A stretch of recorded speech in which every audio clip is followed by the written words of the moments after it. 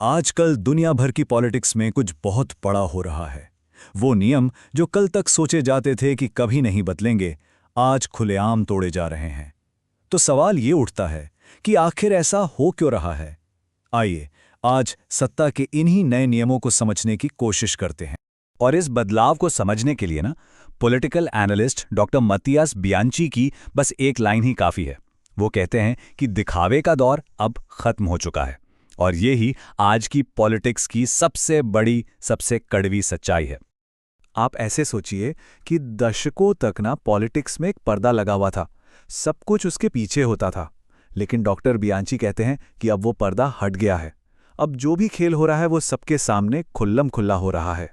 तो ठीक है, अगर दिखावा खत्म हो गया है तो फिर सवाल यह है कि पावर में आने और बने रहने के लिए अब कौन से नए तरीके, कौन से नए टूल्स इस्तेमाल किए जा रहे हैं।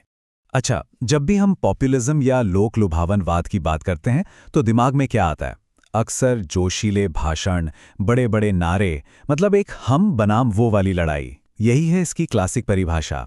लेकिन अब खेल सिर्फ बातों और भाषणों का नहीं रह गया है।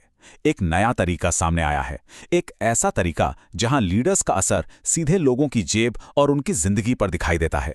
ये कोई दूर का वादा नहीं है, बल्कि तुरंत मिलने वाला फायदा है। इसका एक बहुत बड़ा और दिलचस्प उदाहरण भारत के बिहार में देखने को मिला। वहां इलेक्शन से ठीक पहले महिलाओं को डायरेक्ट कैश ट्रांसफर किया गया और इसका असर ये हुआ कि महिला वोटिंग का रिकॉर्ड ही टूट गया। और यही बात हमें दिखाती है कि आज की पॉलिटिकल लॉयल्टी किसी विचारधारा या आइडियोलॉजी पर नहीं, बल्कि सीधे मिलने वाले फायदे के अनुभव पर बन रही है। सोचिए, जब मदद सीधे किसी के फोन पर मैसेज बनकर आती है तो उसका असर कितना गहरा होता होगा। चलिए अब थोड़ा आगे बढ़ते हैं और देखते हैं कि ये जो पैटर्न है ये सिर्फ किसी एक देश तक सीमित नहीं है, बल्कि एक ग्लोबल फिनोमेना, एक वैश्विक घटना बन चुका है। अब यहाँ एक सवाल मन में आ सकता है, क्या ये जो अलग अलग देशों में एक जैसे पॉपुलिस्ट आंदोलन हो रहे हैं, ये सब बस एक इत्तेफाक है? क्या ये सब अपने आप हो रहा है, या फिर ये एक सोचा समझा नेटवर्क है? डॉक्टर बियांची की रिसर्च तो यही इशारा करती है कि ये महज इत्तेफाक नहीं, बल्कि इसके पीछे एक बड़ा कोऑर्डिनेटेड खेल चल रहा है। जी हाँ, ये कोई संयोग नहीं है। डॉक्टर बियांची एक ऐसे ग्लोबल नेटवर्क की बात करते हैं जहां अलग अलग देशों के ये लीडर्स एक दूसरे की मदद करते हैं। ये मदद फंडिंग के जरिए होती है, एक दूसरे को अपने प्लेटफॉर्म्स पर बुलाकर होती है, और यहां तक कि इनके नारे और मैसेज भी एक दूसरे से मिलते जुलते होते हैं। और इस नेटवर्क में बड़े बड़े देश भी शामिल हैं जिनकी स्ट्रैटेजी बिल्कुल अलग है। एक तरफ रूस है जो साइबर अटैक और गलत जानकारी फैलाकर अपने विरोधियों को कमजोर करता है, तो दूसरी तरफ चीन है जो इन्वेस्टमेंट और इंफ्रास्ट्रक्चर प्रोजेक्ट्स के जरिए अपना प्रभाव बनाता है। लेकिन एक सवाल और है, आखिर इन आंदोलनों में ऐसा क्या है जो लोग इनसे इतना इमोशनली जुड़ जाते हैं? क्या चीज इन्हें इनके फॉलोअर्स के लिए इतना पावरफुल और आकर्षक बनाती है?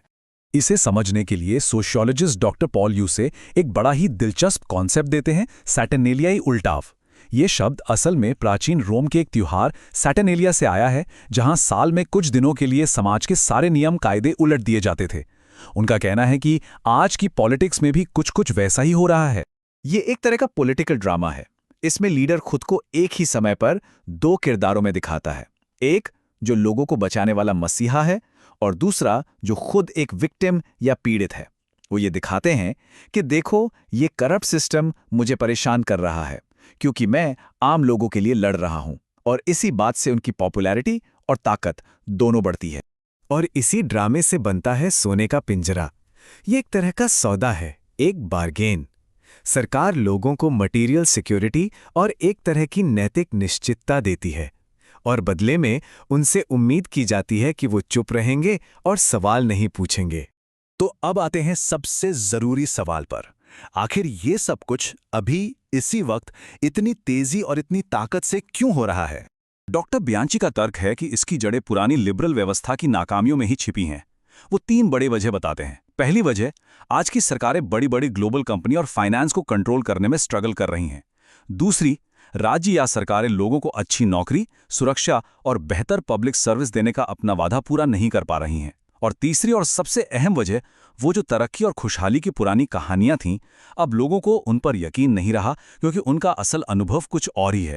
तो आखिर में सवाल यही बचता है कि अगर पुरानी संस्थाएं और पुराने नियम अब काम नहीं कर रहे, अगर वो लोगों का भरोसा खो चुके हैं, तो फिर 21वीं सदी में लोकतंत्र की नई शक्ति कैसे बनेगी?